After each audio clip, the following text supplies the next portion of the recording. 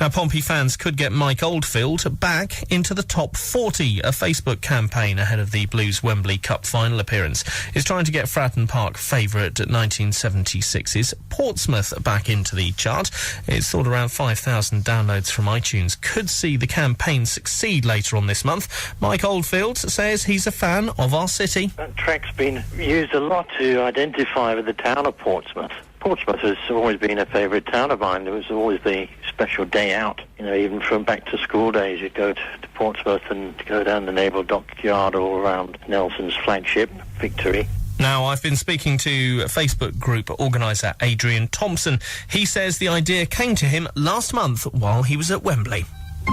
As a Pompey fan all my life, I was grown up coming from Fratton Park and going to matches, and the tune was always played even back then. So for me it was a great tune that just had memories of Portsmouth through and through. More recently, the FA Cup semi-final victory over Spurs, which was absolutely wonderful, being a great result against Spurs, and then hearing at the end of the game when the players were walking around the pitch and the tune was rocking out on the tannoy at Wembley, it was just absolutely incredible. So that then led me to sort of start doing a bit of thinking about the song, because I actually didn't remember what the name of the song was at the time. You know, it was just a tune that was linked to Pompey. So I did a bit of research, and my friend with an iPhone and Shazam tried to work it out, for, you know, listening to YouTube clips, and we just couldn't get it. I thought it was called Portsmouth Point, which actually turned out to be an old bit of classical music. So we sort of followed it up by just doing some searching, and we put in on YouTube classical music played at Pompey, and it came up with the Mike Oldfield tune. We just didn't realise it was actually by Mike Oldfield, called Portsmouth. Ridiculous. Just one of those things that's in the back of your mind. So yeah, it just went from there, and I just really early in the morning, about 2 o'clock in the morning, probably about, I think it was about the 14th of April, you know, the idea came to start the group, and it's gone from there. So this has been going for a couple of weeks then? Yeah. So 14th of April till now. Yeah. Obviously, we've got until FA Cup final weekend, which is the second weekend of May. Yeah. You're looking to get this to number one. Yeah, now, that'd be great.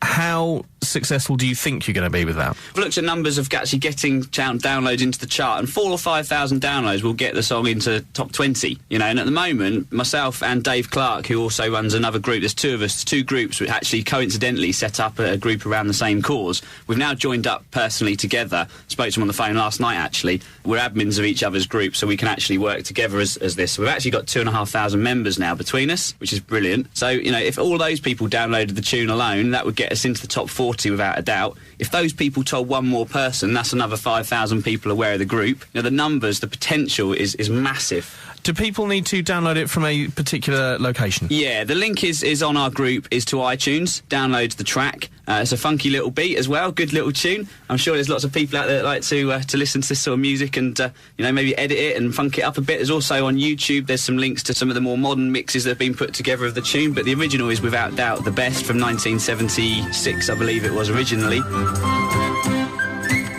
You can find the link to the Facebook group on our website as well, keyradio.com.